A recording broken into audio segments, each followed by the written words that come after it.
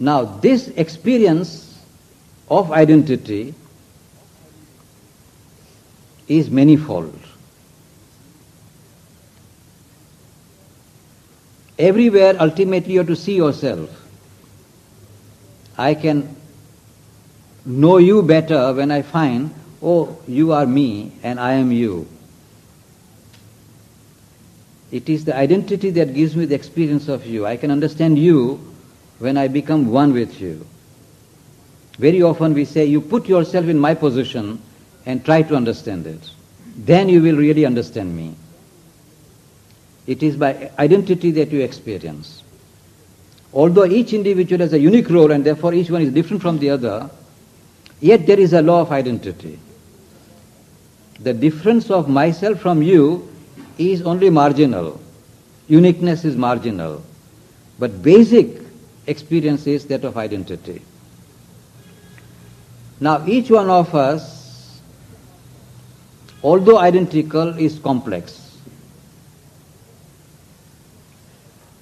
Each one of us is actually the soul.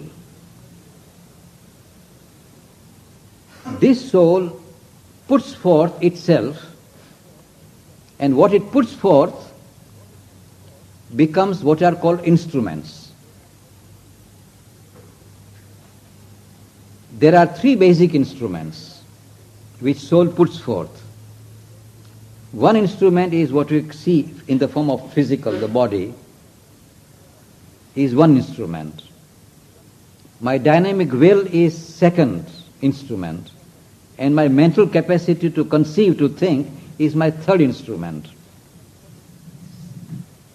Now, in our state of forgetfulness, we don't make a distinction between soul and body and life and mind. We don't make this distinction because we have forgotten.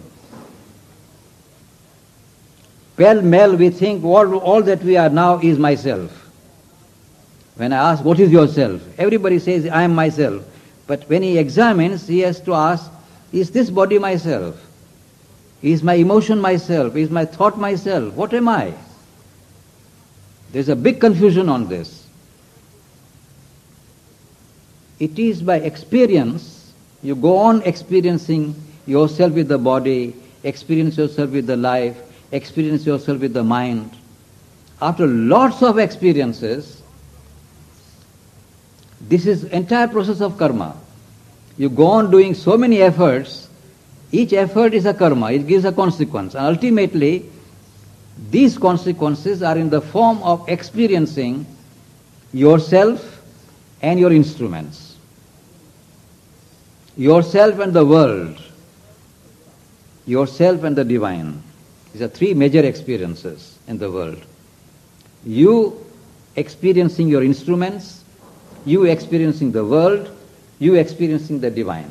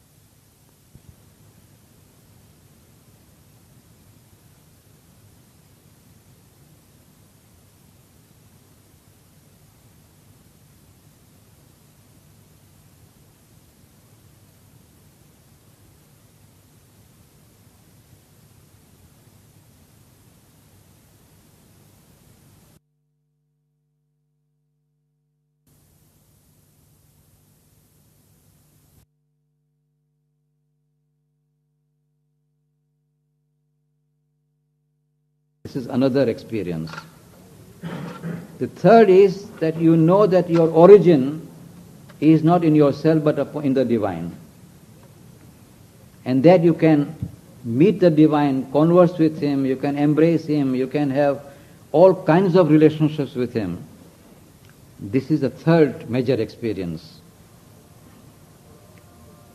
The ultimate aim of all movement of karma is to give you experience of these kinds and not to allow you to escape from any one of these experiences, because you have agreed to come here with a contract. So you will not escape. That is why it is called law of karma is inescapable. It's not entirely true, but it is true that until you come to these experiences, it is inevitable. The basic experience that we have to gain in this world is the difference between body and life, life and mind, mind and soul, and more importantly, how can the soul dominate body, life and mind? This is a very important point. The true experience, I mean when you come to maturity of experience, is when you know how your soul can dominate body, life and mind. At present, body, life and mind dominate you, your soul. A time must come because of these various kinds of movements, lots of karmas. Ultimate gain will be you grow in the awareness that your soul is the sovereign master of body, life and mind. When you know that your soul is sovereign master, it can now break the karma. It is now superior to body, life and mind. And when you find that now you are superior, you become superior to karma. Karma is nothing but that proceeds from you. Now what should proceed from you, you will determine once you are aware. It will not be imposed on you. What you must manifest is no more imposed on you. You will now decide freely what should come out of you. You will decide what should manifest from you. Therefore, Sri Aurobindo says, law of karma does not explain the whole world and what we are. It is only a process, a mechanism, but of an inferior kind. More than law is freedom. More than law is a soul, which is not an instrument, which is not a machinery. So law of karma is something that takes you in the field of ignorance. As long as you are oblivious of what you are, the law of karma becomes very powerful. It is inescapable. But the more and more you become aware of the soul from which all these movements have started, you become free. And then you can play with karma. If there is one karma which is hurting you, the consequences are still coming, you can put an arrow from yourself and cut it. That is how the law of karma can become weakened, and the karma of the past can be destroyed, can be burnt, as it were. That is why it is said that yogis can burn their karma. Yogi is nothing but one who has known that his soul is superior to the instruments. So one who knows he can throw a new arrow of action and can destroy the past one. Now I come to the question of destiny, which he has said. What is karma and what is destiny? Usually the word destiny is the goal which is inescapable. That is destiny.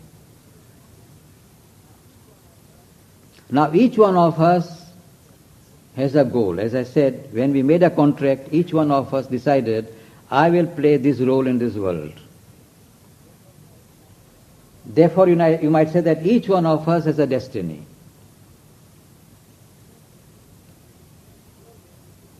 And surely this is what you will do ultimately. You cannot escape it because you already agreed with the divine, this is the role I am going to play in this world.